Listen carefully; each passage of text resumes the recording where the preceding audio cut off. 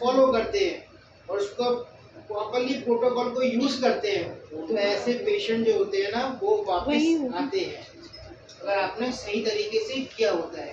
तो मैं आपको दो चीज़ सिखा कर जाऊँगा। सबसे पहला what is cardiac arrest, cardiac arrest क्या होता है। दूसरा सिखा के जाऊँगा कि कार्डियक अरेस्ट पता लगाने के बाद सीपीआर कैसे करना है। तो दो सेशन सिखा कर जाऊँगा आपको किस तरीके से क्या करना है। आप दुनिया में कहीं पर ही प्रैक्टिस करें, doesn't matter you are a doctor, you are paramedics, you are medics, doesn't matter, आप कहीं पर भी यही फॉलो करना है आपको, कहीं पर भी। पूरी दुनिया में आपको अभी मैं यूएसबी कहता सेम टू सेम वही फॉलो करते हैं, टिट्टो वही फॉलो करते हैं, एक दूसरी स्पीच भी नहीं होता। इसलिए उनकी मोर्टेलिटी 0.04% है। मेरा हॉस्पिटल 78 आईसीयू बेड है, सिर्फ 70 बेड आईसीयू है, हमारी मोर्टेलिटी 1.4% है। बिल्कुल पेशेंट मरते नहीं है, डिस्चार्ज हो जाते हैं। ठीक है, तो हमेशा रखो व्हाट इज कार्डियक अरेस्ट। किसी भी व्यक्ति का, किसी भी पेशेंट का, चाहे वो नॉर्मल हो, चाहे डायबिटिक हो, चाहे हाइपरटेंसिव हो, चाहे कोई भी एसीएस का, पहले से तो कोई कोरोनरी सिंड्रोम हुआ है, हार्ट में दिक्कत है, नसें ब्लॉक हो गई है, कुछ भी है, ठीक है, तो किसी को भी कार्डियक अरेस्ट कहीं पर भी आ सकता है, इररिस्पेक्टिव ऑफ मेडिकल हिस्ट्री। सबसे इम्पोर्टेंट बात ये है, बहुत लोग ये सोचते हैं कि मुझे दिल की बीमारी नहीं है, मुझे हार्ट अटैक नहीं आएगा, मुझे कार्डियक अरेस्ट नहीं आएगा। लेकिन मैं आपको बता दूं कि हार्ट अटैक और कार्डियक अरेस्ट दोनों अलग अलग चीज़ें हैं। हार्ट अटैक से क्या समझते हैं, व्हाट इज हार्ट अटैक, क्या हार्ट अटैक क्या है, क्या समझते हैं, कुछ बता सकते हैं आप लोग? आर्टरी में तो आप मेडिकल लेवल पे काम कर रहे हैं, क्या समझते क्या होता है, क्या है मोटा मोटा। मैं अनपढ़ हूँ, मैं सी भी हूँ, मुझे आप कोरोनरी आर्टरी के अंदर बात करूँ पता नहीं कोरोनरी आर्टरी क्या है। चेस्ट पेन होगा, सांस फूलने लगेगी और हार्ट की सप्लाई बंद हो जाती है, जो हार्ट को सप्लाई करता है ब्लड वो बंद हो जाता है, that is heart attack, medically myocardial infarction. और कार्डियक अरेस्ट जब हार्ट काम करना बंद। Good attack. और कुछ ऐड करेगा तो मैं आपको बताता हूँ, दो चीज़ें हैं, कभी भी कंफ्यूज नहीं होना आपको कहीं पर भी। ठीक है, जब कोई पेशेंट को heart attack, medically known as MI, myocardial infarction है, तो वो पेशेंट अपने अटेंडेंट को या आपको कंप्लेंट कर रहा होगा, छाती में बहुत दर्द है, पसीना आ रहा है, सांस फूल रही है, उल्टी आ रही है, उल्टे हाथ में दर्द हो रहा है, पीछे दर्द हो रहा है, सांस नहीं ले पा रहा हूँ, ये सब वो आपको दिक्कतें बताएगा। तो डॉक्टर बोलेगा आप एक ईसीजी करके लाओ, हम बताएंगे कौन सा हार्ट अटैक है, कौन सा मायोकार्डियल इंफार्क्शन है। ठीक है, वो आपको बताएगा। या फिर वो पेशेंट ऐसा बेहोश हो गया होगा कि उसके अटेंडेंट उसको लेकर आ रहे होंगे, तो बोली भाई साहब इसको डॉक्टर साहब रात में ऐसा ऐसा हो रहा था उसको और हमें सोचा गैस हो रही है, लेकिन अभी जो है ये कुछ बोल नहीं रहा है, तो डॉक्टर बोलेगा ईसीजी करो। लेकिन इसका अगर अपोजिट देखते हैं, कोई भी व्यक्ति को अगर कार्डियक अरेस्ट मुझे ही क्यों ना हो, तो मैं अचानक से ही गिर जाऊंगा, बेहोश होकर अचानक से with in fraction of seconds में नीचे गिर जाऊंगा, मैं अपने इनको भी नहीं बोल पाऊंगा कि मैं गिरने वाला हूँ। ऐसा क्यों है? क्योंकि इसमें हार्ट, अगर मेडिकली बात करते हैं तो कार्डियक अरेस्ट का मतलब होता है किसी भी व्यक्ति के दिल की धड़कनें, कंडक्शन या फिर कॉन्ट्रैक्टिबिलिटी मतलब पंपिंग एक्टिविटी बंद हो जाए अचानक से। तो क्या होगा, जब बंद हो जाएगी तो क्या होगा, ब्लड ऊपर जा रहा है, ब्लड नीचे जा रहा है, लेकिन जब ये अचानक से बंद हो जाएगी तो क्या होगा, सप्लाई शट डाउन हो जाएगी। और जैसी सप्लाई शट डाउन होगी तो क्या होगा, ब्रेन की सप्लाई बंद हो जाएगी और पेरिफेरी, इसको हम बोलते हैं लिम्स, उसकी सप्लाई बंद हो जाएगी। तो उससे क्या होगा, अंधेरा सा आएगा, बेहोशी सी आएगी, आदमी गिर जाएगा। तो इसको कैसे पहचानना है कार्डियक अरेस्ट को, हमेशा याद रखो, तीन चीज़ें देखना है। दुनिया में कहीं पर भी जाओ, तीन चीज़ें देखनी है। अगर कोई व्यक्ति बेहोश होकर गिर गया, अभी आया ओपीडी में, डॉक्टर ने कहा बैठो, मैं देखता हूँ, बहुत लाइट लगी और 5 मिनट किया तो बेहोश होकर चेयर से गिर गया, और उसके पिता नर्सिंग स्टाफ अवेलेबल ही नहीं है, वो बिजी है, वो राउंड पे अपने वार्ड आर्ड में है। ठीक है, तो कैसे पहचानोगे, तीन चीज़ों को देखना है हमेशा। पेशेंट कितना भी सीरियस क्यों ना हो, भले ही वो आईसीयू में एडमिटेड था और उसको कार्डियक अरेस्ट अगर आ गया है, या नॉर्मल पेशेंट था, बाहर बात कर रहा था, उसको कार्डियक अरेस्ट आ गया है, देखने का तरीका सेम है।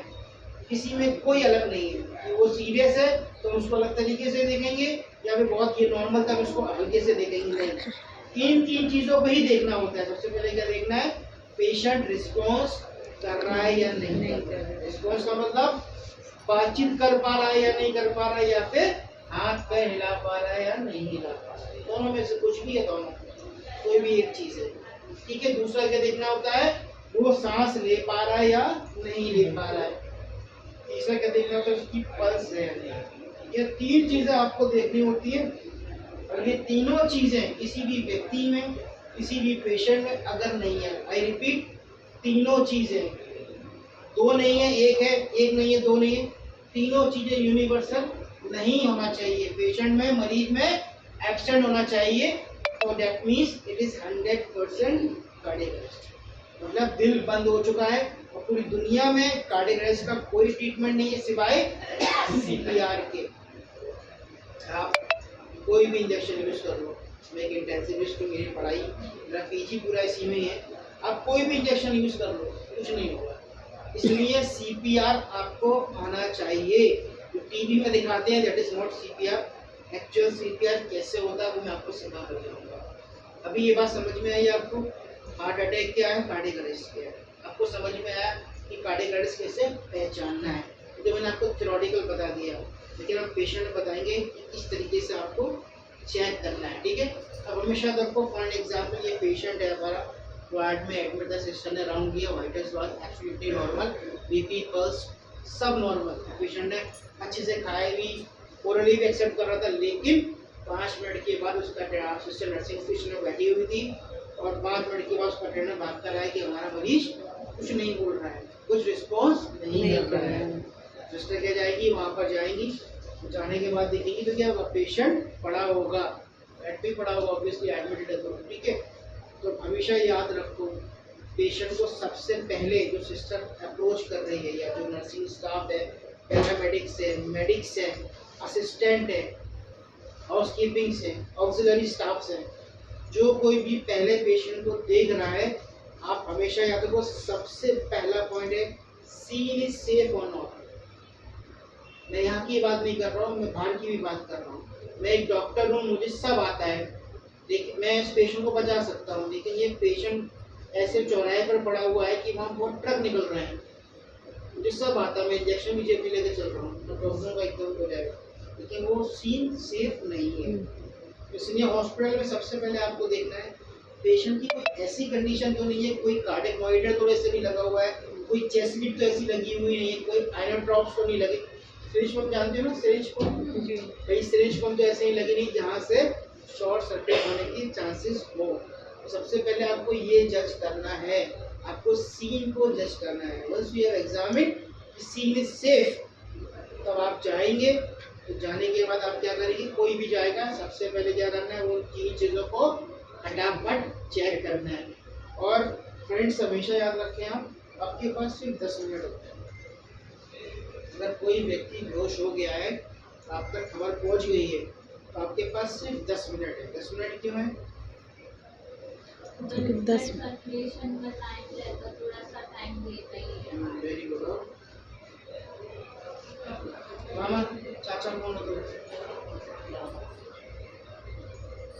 सिस्टर ने बताया, सिस्टर हो ना, ये सिस्टर ने बताया अभी, हमारा जो दिल है अगर ये बंद हो जाए तो ब्रेन की सप्लाई जो है बंद हो जाएगी, शट डाउन हो जाएगी। जिससे क्या होगा, सेरेब्रल हाइपोक्सिया हो जाएगा। मतलब सेरेब्रल मतलब ब्रेन, हाइपोक्सिया मतलब ऑक्सीजन की कमी। तो क्या होगा, अगर ये कंसिस्टेंट रहेगी और 10 मिनट से ऊपर हो जाती है अगर हाइपोक्सिया, तो क्या होगी, ब्रेन डेथ हो जाएगी। ऐसे हमने केसेस बहुत देखे हैं, ऐसे केसेस बच जाते हैं, लेकिन 99.99% ऐसे केसेस क्या होते हैं, कोमा में चले जाते हैं, उनकी ब्रेन डेथ हो जाती है। 4 महीना 6 महीना उनको रिकवरी में लग जाता है। ये गलती किसकी हुई, हमारी हुई, ठीक है। तो हमेशा रखो आपके पास 10 मिनट होते हैं पता लगाने के लिए। इसलिए आप रिस्पॉन्स जब चेक करें, आप ब्रीदिंग जब आप चेक करें, जब आप पल्स चेक करें, तो विदिन 10 मिनट के अंदर फटाफट देखें, टाइम बर्बाद ना करें, ठीक है। तो जब आपने सीन को देख लिया, आयुर्वेदिक भी गाइस समझ में आ रहा है आपको, लेती समझ में आ रही है ना, ठीक है। तो क्या करना है, सबसे पहले आपने सीन को देख लेना, सीन इज सेफ, और कोशिश करें इसमें मैट्रेस नहीं है, कभी भी मैट्रेस के ऊपर सीपीआर ना करें, गद्दे के ऊपर ना करें, कोशिश करें हमेशा जमीन पर करें।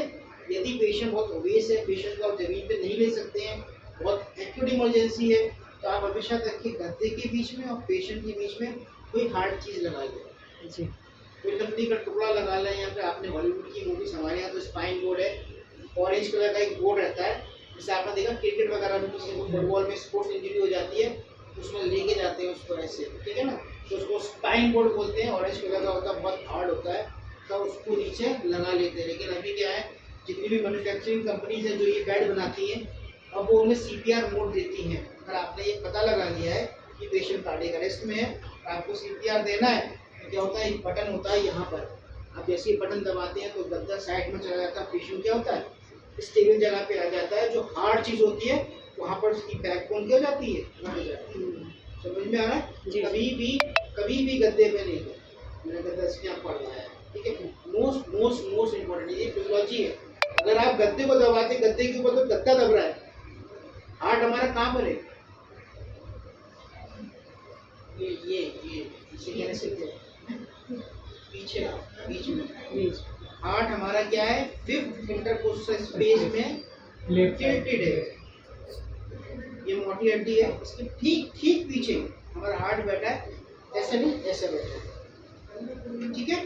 जब आप छाती को दबाते हैं, हमारा हम सीपीआर क्यों कर रहे हैं, क्योंकि दिल क्या हो गया, बंद हो गया, तो हम क्या चाह रहे हैं, दिल का काम हम अपने हाथों से कर रहे हैं, ताकि जो ब्लड रुक गया है वो क्या हो रहा है, ब्रेन को जाए, भले पेरिफेरी लिम्स को जाए ना जाए कोई फर्क नहीं पड़ता है, हमारे लिम्स को जा रहा है, हमारे लिम्स को नहीं, ब्रेन को जाना चाहिए, ताकि हमारी सेरेब्रल हाइपोक्सिया ना हो, इसलिए आप हाथ से दबा रहे हैं। लेकिन आप गद्दे को दबाएंगे तो छाती ही दबेगी, गद्दा दबेगा, लेकिन हम चाहते क्या है, ये छाती है और पीछे की रीढ़ की हड्डी बोलते हैं ना, बैकबोन, ये दबना चाहिए, ताकि बीच में क्या बैठा है, हार्ट, है ना, तो ये दबेगा तो क्या हार्ट दबेगा, इसलिए कभी भी गद्दे पे नहीं करना है।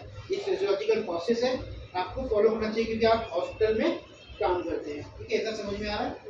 तो क्या करना है, सीन को जज करना है, जज करने के फटाक से उस पेशेंट के पास जाना है, 4 फिंगर टेक्निक बोलते हैं, मैं क्या चेक करूँगा, रिस्पॉन्स, तो फटाक से जाना है, उस पेशेंट को कस के हमेशा बाइलेटरल शोल्डर टैप करना है, कभी भी एक शोल्डर पे टैप नहीं करना है, हमेशा दोनों शोल्डर पे ही टैप करना है। क्यों करना है,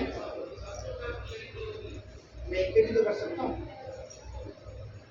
मान लो उस पेशेंट को हेमीप्लेसिस है, सुना है, पैरालाइज है, हेमीप्लेजिया है, जिस टाइम आप मार रहे हैं उसके हेमीप्लेजिया, तो क्या रिस्पॉन्स होगा, तब भी वो नहीं दे पाएगा, सेंसेशन क्या होंगे, ब्रेन को मोटर नहीं जाएगी, तो मसल एक्टिव नहीं होगी, तो इसलिए आप हमेशा याद रखें, दोनों तरफ मारें और कस के मारें, ताकि उसका नाम ले लेके आपके हॉस्पिटल में एडमिटेड है, तो चांसेस है कि आपके पास फाइल रहती है, ठीक है ना, तो आप नाम से उसको पुकारें। और जिस स्टेट में आप काम करते हैं, मैं महाराष्ट्र में काम करता हूँ, मुंबई में, तो मैं मराठी बोलता हूँ, ठीक है, तो आपके मोस्टली पेशेंट हमारा महाराष्ट्र से आते हैं, लोग पेरीफेरी से भी आते हैं, आप यूपी है ना, यूपी में मोस्टली हिंदी बोली जाती है, अब मैं इससे मराठी बोलूँगा, समझ में आएगा क्या, बोलेगा पता नहीं किसको ठहरे हैं, किससे बात करें, इसलिए आप उस लैंग्वेज में कम्युनिकेट करें जहाँ पर पेशेंट कंफर्टेबल है, ठीक है। तो हिंदी में उठाना है इसको, कस के मानना है, जोर से for 10 seconds, not more than 10 second, जैसे मैंने आपको बताया, वी हैव ओनली 10 मिनट्स, तो हम सेकेंड्स में बात करेंगे, तो क्या ना, फटाक से उठाना है, फ्रेश किया हुआ है, आगे बोलो क्या दिक्कत है, तो ठीक हो, कस के मारना है उसको, ठीक है। पानी एक अनएथिकल प्रैक्टिस है, अगर आप मेडिकल फील्ड में, तो ये एक्सेप्टेबल नहीं है, ये मेडिकल लीगल केस है, आप पेशेंट को असॉल्ट नहीं कर सकते हैं, आपको मानना है तो सिर्फ शोल्डर पे टैप करें, आप कहीं पे ये नहीं करना है, पानी नहीं मारना है, तो आप में और लेमन में जो लोग बाहर घूम रहे हैं उनमें कोई फर्क नहीं है, ठीक है, तो आपको ये आना चाहिए। आप हमेशा याद रखो, कभी भी यहाँ नहीं मारना है, कभी भी यहाँ नहीं मारना है, कभी भी चिपटी नहीं करनी है, कुछ नहीं करनी है, सिर्फ शोल्डर टैप करना है। शोल्डर टैप आप जब करेंगे 10 सेकंड में 2 फील्ड बनेंगी, उसमें क्या बनेगी, पेशेंट मुंह से बोलेगा या फिर हाथ पे हिलाएगा, ठीक है, तो आप समझ जाएंगे रिस्पॉन्स पॉजिटिव है, मतलब कोई एक चीज प्रेजेंट है, that is not cardiac arrest. लेकिन इसका दूसरा क्या हुआ, आपने मारा ना, वो वर्बली कुछ बोला ना, उसने टैक्टिक मतलब हाथ पैर भी नहीं हिलाए, तो आप समझ जाएंगे कि भाई इसका रिस्पॉन्स नेगेटिव है। अभी गेटिंग मी गाइस, समझ में आ रहा है आपको? जब रिस्पॉन्स नेगेटिव है तो आपके दिमाग में क्या वो बत्ती जलना चाहिए कि रिस्पॉन्स नेगेटिव हो गया तो आप हमेशा याद रखें, आप जहाँ कहीं भी तैनात है, जहाँ पर पेशेंट आप देख रहे हैं, तो फटाक से अपनी जो सहायता, जो आपकी कलीग्स है, जो को नर्सिंग स्टाफ है, पैरामेडिक्स है, उन सबको बुलाएं अपने पास। चांसेस आर देयर कि इस पेशेंट को कार्डियक अरेस्ट हो सकता है। हम 100% श्योर क्यों नहीं, क्योंकि अभी हमने 2 चीज़ों को और नहीं देखा है, कि ब्रीदिंग और पल्स है। ठीक है, तो जब तक आपकी सहायता आ रही है तो हमेशा याद रखो, आप नीचे जाना है, 3 फिंगर टेक्निक बोलते हैं, पेशेंट के पास जाना है, हमेशा यूनिलैटरल, चाहे आप यहाँ रखें चाहे आप यहाँ रखें, दोनों तरफ नहीं रखना है, हमेशा यहाँ रखें या फिर यहाँ रखें और छाती की तरफ देखें। इसको क्या बोलते हैं? Look, listen and feel technique. मतलब क्या, मैं देख रहा हूँ ब्रीदिंग, सांस ले रहा है या नहीं ले रहा है। अगर मैं इसको भी नहीं देख पा रहा हूँ तो मैं सुन ले रहा हूँ नाक से सांस ले रहा है या नहीं ले रहा है, आती है ना बस जी। और इसमें मैं क्या कर रहा हूँ, कैरोटिड पल्स को फील कर रहा हूँ, नॉट मोर देन 10 सेकेंड्स। ठीक है, 10 सेकेंड के अंदर का फटाफट पता लगा लेना ब्रीदिंग है या नहीं है। सब लोग 3 फिंगर टेक्निक ऐसे करो, सब लोग अपने यहाँ पर रखो। जब कभी भी आपको डाउट हो, समझ में नहीं आए, तो हमेशा नेक जब ये रखते हैं तो नेक को इस तरफ कर दो, तो जो कैरोटिड पल्स होती है वो क्या प्रोमिनेंट हो जाती है। तो आपको क्या एक प्रेशर फील हो रहा होगा, इसी प्रेशर को आपको पेशेंट में फील करना होगा। और trust me guys, this is not for only for hospital. आप रोड पे भी किसी की जान बचा सकते हैं, अपने रिश्तेदारों की, अपने घर में माँ बाप की, किसी की भी। CPR करने का ये बेनिफिट है, किसी की भी जान, लेकिन आपको सही तरीके से आना चाहिए। ठीक है, तो आप 10 सेकंड तक मैंने देखा, ब्रीदिंग भी नहीं दिख रही है और मुझे पल्स भी फील नहीं हो रही, तो मुझे क्या लगा, रिस्पॉन्स भी नहीं है, ब्रीदिंग भी नहीं है और पल्स भी नहीं है। Now I am 100% sure this is cardiac arrest. जब आप श्योर हो जाते हैं दिस इज कार्डियक अरेस्ट, तो आप अगर आईसीयू में हैं, वार्ड में हैं, ER में हैं, NICU में हैं, PICU में हैं, रिसेप्शन पे हैं, कहीं पर भी हैं, तो आपका दूसरा काम क्या बनता है, जैसे आपका लिखा हुआ PS सिलेक्टर लिखा हुआ, उसका मतलब क्या होता है, उसको बोलते हैं पब्लिक एड्रेस।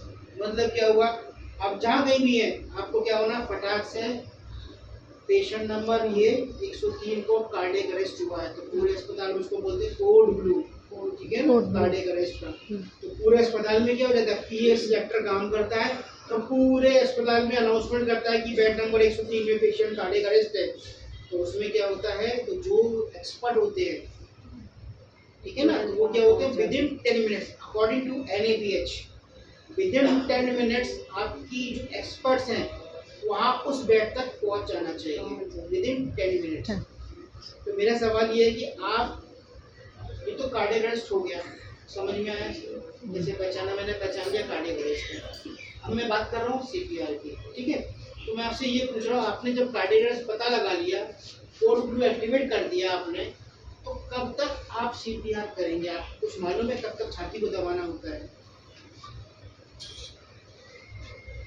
चलो हमेशा याद रखो, छाती को दबाने को, और अम्बू है नीचे क्या, ER में है, OT में आपके कोई लेके आप जल्दी within seconds, not more than 10 second, जल्दी जाओ। ठीक है, हमेशा याद रखो, जब कभी भी आप किसी का CPR कर रहे हो तो उसको बोलते हैं बेसिक लाइफ सपोर्ट, दूसरा का advance life support.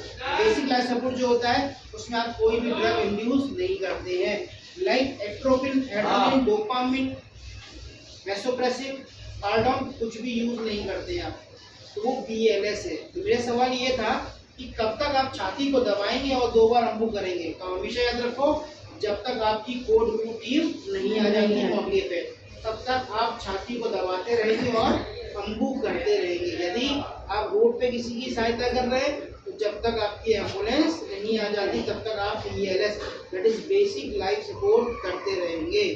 You are not suppose to inject any injection or administer any kind of medicine। ठीक है, अगर अवंस आपने कोई भी इंटरवेंशन कर दिया, जैसे पेशेंट को इंट्यूबेट कर दिया या पेशेंट को आपने एनेट्रॉफ पे डोपामिन लगा दिया, ठीक है, तो वो ALS में कन्वर्ट हो जाता है। इसलिए कभी भी नहीं करना, आपको BLS पहले ही करना है। ठीक है, ठीक है ना, पेशेंट का यूज करोगे तो नहीं। हमेशा याद रखो, मैं सेकंड पार्ट की बात कर रहा हूँ CPR की। ठीक है, I will take not more than 10 minute और 10 मिनट और लगेंगे मुझे, फिर गाइस गेटिंग लेट। ठीक है ना, ठीक है। तो सीपीआर की बात करते हैं तो हमेशा याद रखो सीपीआर 30 बार छाती को दबाना है, 2 बार अम्बू करना है। अगर आप अस्पताल में काम करते हैं, अगर आप रोड पे किसी की सहायता कर रहे हैं, Ambu is not available mouth to mouth देने में कंफर्टेबल नहीं है, तो 100 से लेके 120 बार छाती को भी दबा के रख सकते हैं। समझ में आ रहा है पहली बात? ठीक है। तो मोस्ट इम्पोर्टेंट बात ये है कि मैं सीपीआर कैसे करूं, किस पोजीशन में करूं, ये फैक्टर डिपेंड करते हैं एक अच्छे सीपीआर को। सीपीआर का फुल फॉर्म क्या है? कार्डियोपल्मोनरी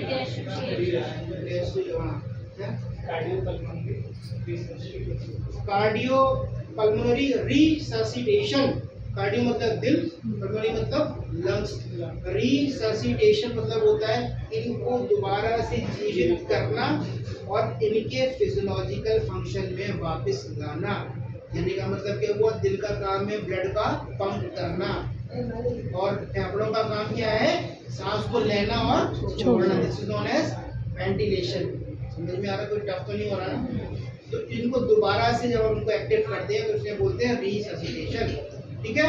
तो कैसे करते हैं हमेशा याद रखो, कोई भी करो सबसे पहला पॉइंट था कि मुझे जाना है विनायक हॉस्पिटल है ना, मुझे पहुंचेंगे सबसे पहला पॉइंट क्या होगा? लैंडमार्क, कि मैं कौन सा होटल है बाहर, एक लैंडमार्क है ना, तो मैं वहाँ से जल्दी आपके यहाँ आ सकता हूँ।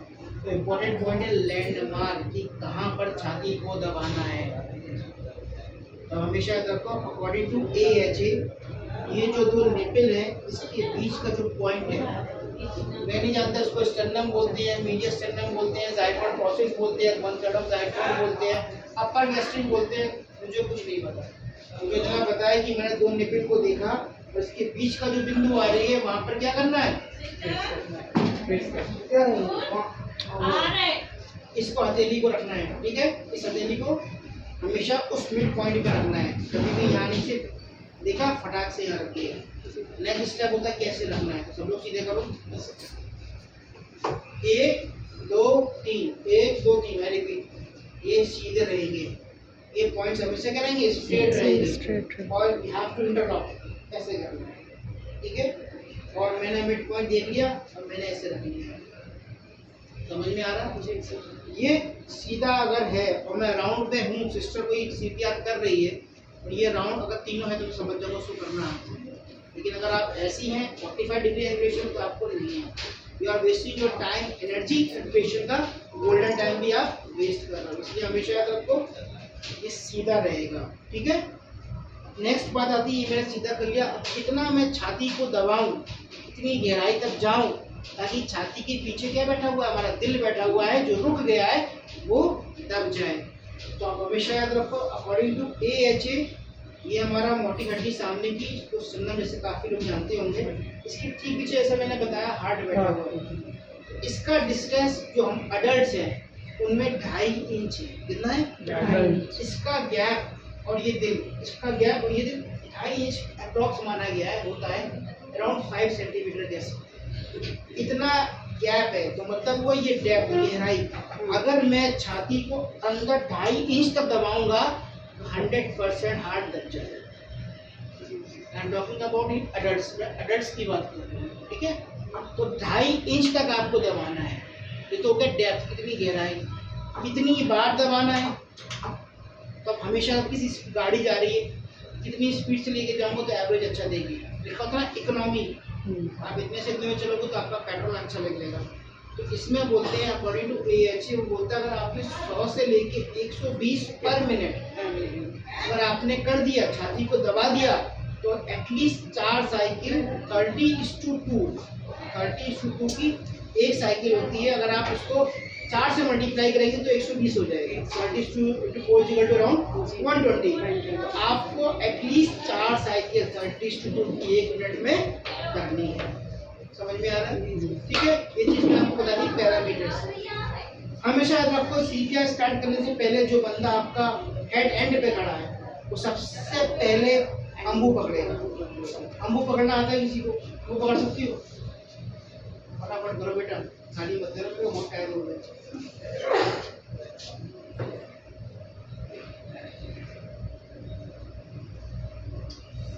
ठीक है। ये नहीं आता है। अब किसमें हो? नर्सिंग में तुम चले जाओ आपने। लैब में नर्सिंग में नर्सिंग में जाओ ना, ब्रदर ना, हाँ, ब्रदर ना, तो पकड़ो ना। ठीक है, व्हाट्सएप करूँगा आपको यार, ये करने के लिए आप करो ना, वॉलंटरी करो।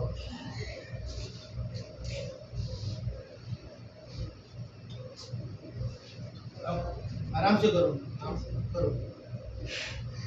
ठीक है, चलो। देखिए, आप हमेशा याद रखो, कभी भी आप अम्बू पकड़ते हो, सी एंड ई टेक्निक।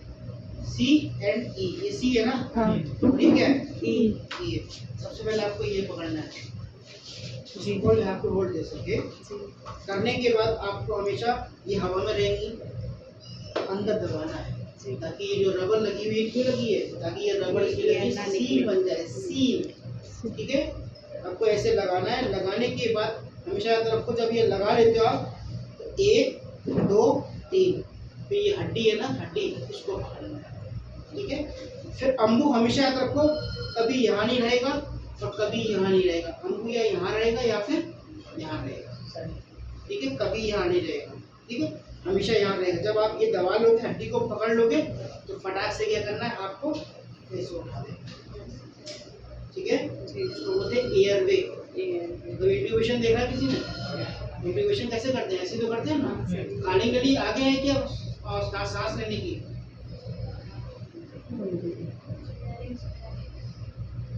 इतना मैं पढ़ा लिखा नहीं हूँ लैरिंक्स फेरिंक्स, तो मुझे तो खाने की नली आगे कि सांस लेने की? खाने की, वेरी गुड है। मतलब खाने की क्या? नहीं, खाने की नहीं, ये सांस की होती है और वो नीचे जाके डिवाइड होती है। नहीं कोई डिवीजन नहीं है अभी। मैं यहाँ की बात कर रहा हूँ, यहाँ क्या है? नहीं,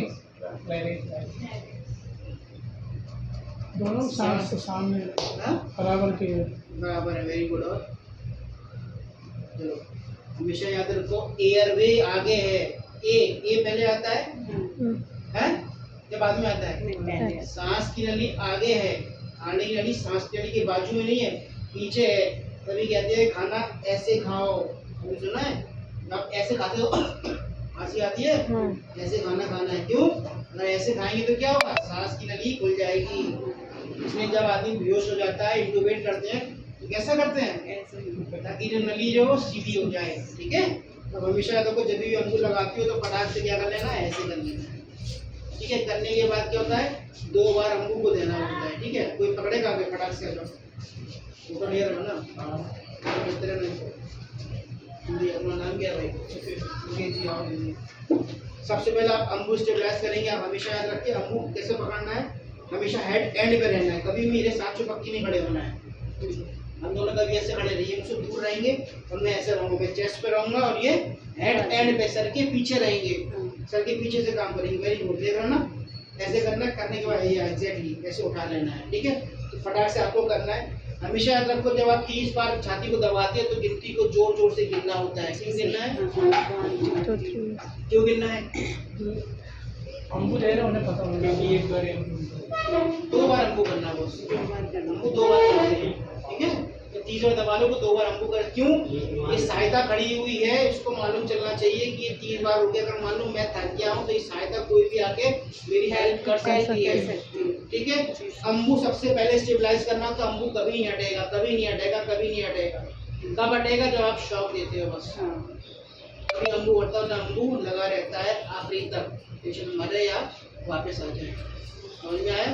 तो कैसे करना हमेशा याद रखो, पेशेंट के पास जाना है। अगर जमीन पर कर रहे हो तो घुटनों के बल आना है, आप बेड पे कर रहे हो तो बेड पे चढ़ जाना है। ठीक है, उस पर चढ़ के करना है और हमेशा एल्बोज स्ट्रेट रहेंगी, 1 2 3 पॉइंट। ठीक है, मैं करके दिखाता हूँ।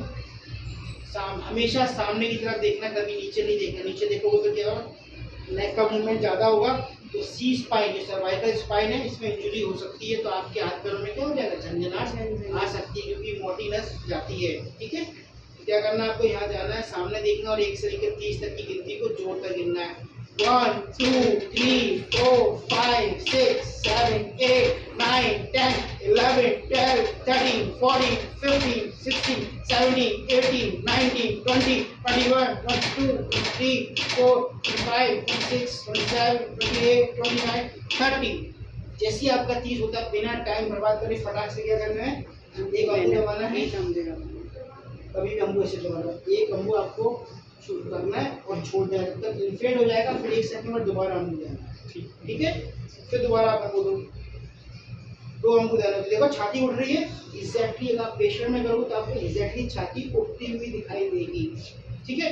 जैसे ये कर लेता है, हमेशा आपको कभी भी हाथ को नहीं उठाना है, हाथ हमेशा पेशेंट के ऊपर ही रहेगा छाती, उसको बोलते हैं होवर। क्या बोलते हैं? होवर मतलब होता है हल्का सा हाथ छाती पे रखा रहता है, कोई भी ऐसे नहीं करते हैं, ठीक है। तो आपको क्या करना है, फिर 28, 29, 30, फिर 2 बार अम्बू करेगा। वैसे कब तक करना है? जब तक आपकी सहायता नहीं आ सकती, आ जाती, या फिर जब तक आपकी एम्बुलेंस नहीं आ जाती। समझ में आ रहा है? मान लो 10 मिनट होगा मुझे करते करते, हम लोग कर रहे थे 28, 29, 30, 2 बार अम्बू कर रहा था मुकेश। 10 मिनट के बाद टीम आ गई, तो टीम आ गई तो हमें सबसे पहले क्या करती है, टीम जब आती है सबसे पहले कहती है सिस्टर डिफिब्रिलेटर लेके आओ। सुना कभी? आपके कभी हुआ है सीन ऐसा? हाँ सर आईसीयू में डिफिब्रिलेटर है, हाँ करते होंगे, यूज करते होंगे। डिफिब्रिलेटर लेके आओ बोलते हैं ना। डिफिब्रिलेटर क्या है? ये दिस इज डिफिब्रिलेटर। डिफिब्रिलेटर का मतलब होता है जिसको कार्डियक अरेस्ट, जब किसी को पेशेंट को कार्डियक अरेस्ट हो जाता है तो क्या उसका दिल बहुत तेजी से अंदर चल रहा होता है, उसको बोलते हैं फिब्रिलेशन, जो कि अच्छा नहीं है, ठीक है। अगर ये आप डिफिब्रिलेटर को यूज करते हैं, इनसे भी करवा लीजिएगा। या श्योर, ठीक है। तो डिफिब्रिलेशन जब होता है तो हमेशा याद रखो, जब डिफिब्रिलेशन आप कर रहे हो मतलब क्या हुआ, जो फिब्रिलेशन की साइकिल है उसको आप तोड़ रहे हो। तो क्या हो रहा है, जब आप फिब्रिलेशन की साइकिल तोड़ते हो तो पल्स रेट, जो हार्ट रेट चल रही 300, 350 चल रही होती है, तो जैसे आप इस मशीन को लगाते हो तो वो क्या होती है 200, 150, 100, नॉर्मल कितना होती है? 60 कितना होना चाहिए? मेडिकल साइंस में कोई भी चीज़ एक फिक्स नहीं है, हर चीज़ एक रेंज में है। तो हमेशा 60 to 100 इज नॉर्मल, ठीक है। तो डिफिब्रिलेटर क्या करेगा, आपको जैसी टीम आती है सबसे पहले क्या करना है, डिफिब्रिलेटर को निकालना है। ये पैड देख रहे हो लाल लाल, देख रहे हैं ना? एग्जैक्टली यहाँ अभी चढ़ा तो आपको ये पैड दिखेंगे, वहाँ पे इसको पैड बोलते हैं। बस इसको यहाँ लगाना है, इसको यहाँ लगाना है, बस। जैसे आप ये लगाते हो, ये AED है, इसको बोलते हैं ऑटोमेटेड एक्सटर्नल डिफिब्रिलेटर, AED। आप अभी जाने के बाद देखेंगे उसमें AED मोड होगा, ठीक है। ये आप लोगों के लिए जो ECG नहीं पढ़ पाते, इसीलिए आप लोग नहीं पढ़ पाएंगे कि आप लोग का दोस्त में नहीं होता है। आप लोग किसी की सहायता कर रहे हैं, ECG नहीं पढ़ पा रहे, तो ये क्या है, इसके अंदर एक छोटी सी ECG मशीन है और इसके अंदर एक डॉक्टर भी बैठा हुआ है। तो जैसे आप ये लगाते हैं तो ECG रिकॉर्डिंग चालू हो जाती है। तो ये डॉक्टर कहता है इसको शॉक देना पड़ेगा, इसकी गति जो है बहुत तेज चल रही है, फिब्रिलेशन बहुत हाई है, ऐसा बोलता है शॉक देना पड़ेगा। तो हमेशा याद रखो, जब ये शॉक देने की बोल आता है तो कभी भी पेशेंट की छाती को नहीं दबाएंगे, हमेशा आप हट जाएंगे, आपकी जो सहायता अम्बू पकड़ा है वो भी हट जाएगा। अदरवाइज क्या होगा, शॉक पूरा आपको लग जाएगा, आपको अभी क्या हो जाएगा, शॉक लगेगा तो क्या होगा, बिजली खंभा में पकड़ने तो क्या हो जाएगा, करंट तो लगी है, लेकिन हुआ क्या, बॉडी में क्या हुआ, झंझनाहट होने लगी। जब आपने पकड़ा तो क्या हुआ, जो झंझनाहट है वो दिल की झंझनाहट से मैच हो गई, उसको बोलते हैं एरिथमिया। क्या बोलते हैं? जब किसी को एरिथमिया हो जाएगा तो क्या हो जाएगा, 5 मिनट के बाद क्या होगा, उसको भी कार्डियक अरेस्ट हो जाएगा। इसलिए जब ये मशीन बोलती है शॉक देना है, शॉक देना है, तो आप फाड़ा से हट जाओगे और क्या बोलोगे, I clear, you clear, all clear. जैसे सिस्टर खड़ी हुई है, ये देखो अभी हो चुका हमारे साथ ऐसा। हमेशा आपको चौकन्ने रहना है आपको, ताकि आपको शॉक डिलीवर ना हो। विदिन 5 सेकंड की शॉक दे देता है। जैसे ये शॉक दे देता है तो फटाक से क्या करना होता है, फिर आपको 28, 29, 30 आपको CPR करना है। हर 2-2 मिनट पे ये चेक करेगा कि कितना कम हुआ, कितना कम हुआ, कितना कम हुआ। मेरा एक्सपीरियंस, अगर मेरे सामने किसी को बेहोश हो गया, मेरे सामने कार्डियक अरेस्ट है और मैंने पता लगा लिया 10 मिनट के अंदर, मैंने CPR चालू कर दिया, तो 2 या 3 शॉक आप देते हो तो वो पेशेंट क्या होता है, चटपटाने लगता है, हाथ पे हिलाने लगता है। अब हमेशा रखो, जब पेशेंट हाथ पे हिलाने लगे तो कभी भी छाती को नहीं दबाना है, फिर छाती दबाना छोड़ देना है। उस पेशेंट को क्या करना है, रिकवरी पोजीशन में करना है पर 1 मिनट के लिए। इसको बोलते हैं रिकवरी पोजीशन। मतलब अगर थूक है, बलगम है, कोई भी सीक्रेशन है, अगर जमे हुए होंगे तो क्या होगा, साइड से एंगल ऑफ माउथ से निकल जाएंगे, तो उसको क्या होगा, पालोजिका हो गया ये पेशेंट। लेकिन क्या कंप्रोमाइज है, ब्रीदिंग कंप्रोमाइज है, वो सांस देने की कोशिश कर रहा है लेकिन नहीं कर पा रहा है, ठीक है ना। तो क्या होगा, जब आपने उसको जैसी रिकवरी में किया तो एयर में क्या हो जाएगा, थोड़ा खुल जाएगा, एरिया बढ़ जाएगा, तो क्या होगा, थोड़ा सांस अच्छे से ले पाएगा। फिर भी अगर मान लो 70% ही आ रही है कार्डियक मॉनिटर में आपकी, कार्डियक मॉनिटर पता है ना कौन सा मॉनिटर रहता है, अगर 70% भी उसमें शो कर रहा है आपको, तो आप समझ जाओ कि पेशेंट को क्या करना पड़ेगा, इंटूबेट करना पड़ेगा, वेंटिलेटर पे डालना पड़ेगा, ताकि जिंदा तो हो गया है लेकिन लंग्स जो है बराबर काम नहीं कर रहे हैं। तो जैसे ही आप इंटूबेट करोगे, now BLS converted to ALS। समझ में आया? आपने क्या किया, आपने इंटरवेंशन कर दिया, मतलब आपने कोई चीज यूज करी उसको बचाने के लिए। तो ऐसे पेशेंट को क्या करना है, आपको वेंटिलेटर पर रख देना है, और फिर उसके बाद जो उसकी रिक्वायरमेंट होती है वेंटिलेटर की जो साइड सेटिंग्स होती है आप कर सकते हैं, ठीक है। और अपने डॉक्टर आपके अवेलेबल हैं, तो डॉक्टर को आपको इन्फॉर्म करना है भाई ऐसा ऐसा हुआ है। तो कार्डियोलॉजिस्ट होते हैं मोस्टली जो, तो वो क्या करते हैं, उस पेशेंट के ऊपर मशीन लगाते हैं 24 घंटे के लिए, that is known as Holter. उससे क्या होता है, उसकी दिल की गति की रिकॉर्डिंग होती है, जिसको कार्डियक अरेस्ट क्यों आया, ठीक है। इतना आपको करना होता है। 2 चीज़ें मैंने आपको सिखा दी, what is cardiac arrest and what is CPR। कोई भी डाउट हो किसी भी तरीके का मुझसे पूछ सकते हो इसी के बारे में। डिफिब्रिलेटर से यूज कर सकते हैं, डिफिब्रिलेटर का जितनी जल्दी आ जाए भाई। और ये सब जगह अवेलेबल है, कहीं मैनुअल भी अभी पड़ा हुआ है। कोई बात नहीं, हमारे एम्बुलेंस में ये हमारे, देखिए अभी मैं सिंगापुर गया था, सिंगापुर में भी बच्चा 6 साल का था, ट्रस्ट मी, वो बच्चा एक पार्क में एक इंसान की जान बचा रहा, 6 साल का बच्चा, उसको AED यूज कर रहा था उस व्यक्ति पे, 6 साल का बच्चा। हमारे इंडिया में इतना अवेयरनेस नहीं है, थैंक्स टू USB के MR है, ये USB का एक इनिशिएशन है कि घर घर जाके उनको सिखाना है कि CPR कैसे करना है, ठीक है। और ये जो AED है ये ऑल ओवर वर्ल्ड में अवेलेबल, इंडिया में अभी हमारी गवर्नमेंट ने इस चीज़ का इनिशिएटिव ले लिया है कि बस स्टैंड में, एयरपोर्ट